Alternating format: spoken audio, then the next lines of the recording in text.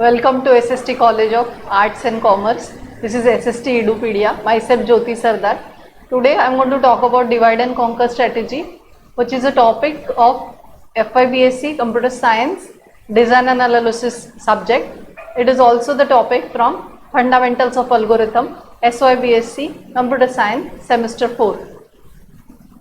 So the technique is divide and conquer. So to solve a problem, we will basically divide the array elements or the list elements in two halves, and then we will keep on dividing the elements till we get only a single element into the list or the array, so that it will not be further divided in any other parts. And then once the division is done, that is the list or the array will have only a single element, then we will have a task of combining it. So conquer basically means here combining. So first we will divide the list or the array, and that task we will do repetitively. Similarly, once the division is complete, we will have a task of combining the result. So there are following, we can say, the way that can be followed, that is the strategy. That is, given a problem that will be divided in two halves, that is left half and the right half, then we will find the solution of it, and then the solution will be merged. So merging is nothing but the conquer. These are following examples, that is we can solve using the divide and conquer strategy the problem, that is namely merge sort, quick sort, binary tree traversals, multiplication of large numbers, Stassen's multiplication algorithm, binary search decrease. This is the way merge sort example can be seen, where I have the set of numbers namely 8, 3, 2, 9, 7, 1, 5, 4. These numbers will be divided in two halves. So first half will be containing the elements 8, 3, 2, 9. Second half will be containing the elements 7, 1, 5, 4, which will be still further divided into two, that is 8, 3 and 2, 9. That is left part. Right part will be divided as 7, 1 and 5, 4. Then the last partition will be simply 8 will be separately taken and the 3 will be separately taken. Then 2, 9 separately, 7, 1 separately, 5, 4 separately. So that is how the division is complete.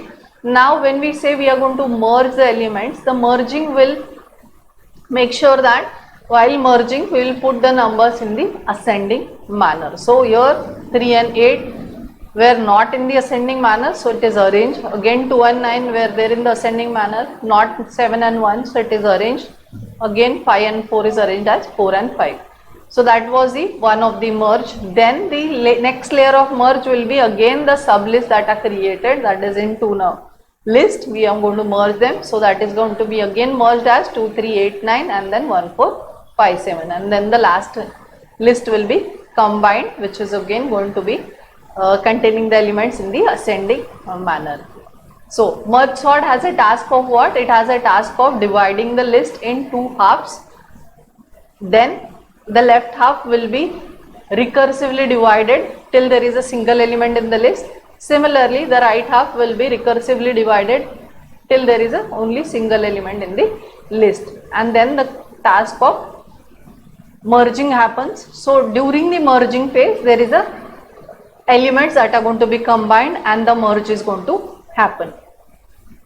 This is a pseudocode where we say that we will check the size of the list. If the size of list is greater than 1, means at least there is a single element, then we will go for repetitive recursive division of the elements in the list. And then once the repetitive division is complete, we will have a task of combining it. So for that, list is divided in two halves, so n by 2 is going to be list A, and then list B will be n by 2. Then we can also say the merge function is going to look like this. Okay, I am not again covering this particular pseudocode. The analysis of the merge sort is calculated as follows, where we will have two tasks to be done, where first part is the division. So division is going to be n by 2, plus there will be a task of combining the elements. So how many elements we are going to combine? We are going to combine n elements. So that is going to have, in worst case, the complexity will be n minus 1. And then the divide and conquer strategy will also have following as a recurrence relation, where T of n is equal to A T n by B plus f of n.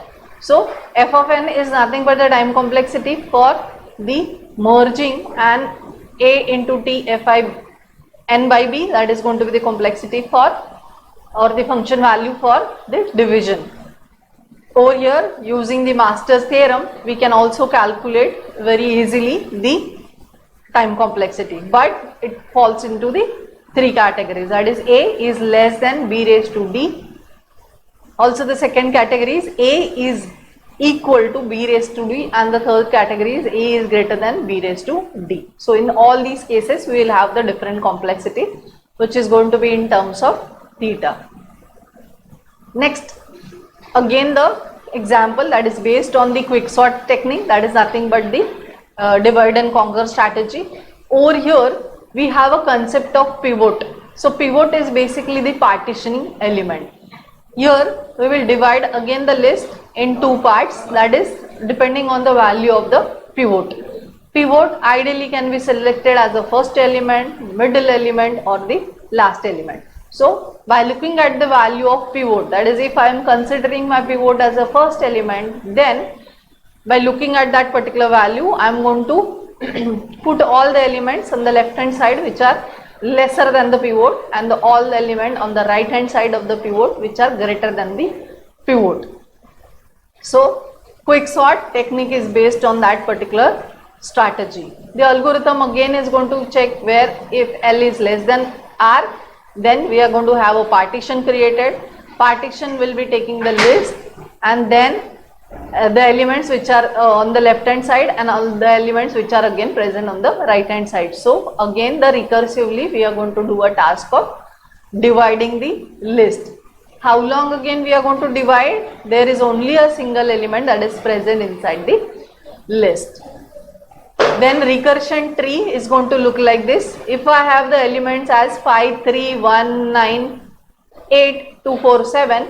So if I am going to consider 5 as my pivot value, so the element that is 1, 3, 2, 4 are going to be present on the left hand side of the pivot.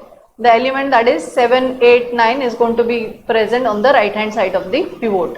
Again from the left hand side, that is 3, 1, 2, 4, we are going to select a pivot value, and then same procedure is going to be repeated. So from 1, 3, 2, 4, we are going to select the pivot as first value 3, then all the elements lesser than the pivot we are going to put up on the left hand side, and same procedure will continue. So analysis of quicksort, for the base case it is theta of n log n, for the worst case it is theta of n square. Then the next example is the binary tree algorithm. In this technique also there is a divide and conquer strategy is used. For the tree traversal, the efficiency is in terms of theta of n, and we can have different traversal techniques to be used. In binary tree traversals, there is a necessity that is of the divide and conquer, because if we say that we are going to put the elements on the left hand side, then we will only travel the left subtree. If you are going to put up the left elements on the right hand side, then we will travel only the right hand subtree. So in this case, we will either travel to the left side or we will travel to the right side. So the technique that is divide and conquer that we are going to use in this case defaultly. Next example, that is multiplication of large values. So for multiplication of large value, we have this particular as a technique that we have solved till 10th standard or maybe 12th standard, but we can use the technique that is nothing but the divide and conquer strategy. So over here in the divide and conquer strategy, the numbers are 2135, that's the first number, and the second number is 4014. Then we will consider the first element as 21 into 10 square plus 35, and the second number as 40 into 10 square plus 14, and then we will have a technique of solving this particular equation. Is it fine? So we have to have some strategy by which we will divide our number and then do the task. repetitively. So this is the formula where if A is there, then we will have to convert that A into A1 and A2. Similarly, B is converted into B1 and B2, and using the formula A multiplied by B is equal to A1 multiplied by B1 into 10 raised to n plus A1 multiplied by B2 plus A2 multiplied by B1 multiplied by 10 n raised to n by 2 plus A2 into B2. Over here, using the recurrence formula, we have the complexity, that is n square. Thank you.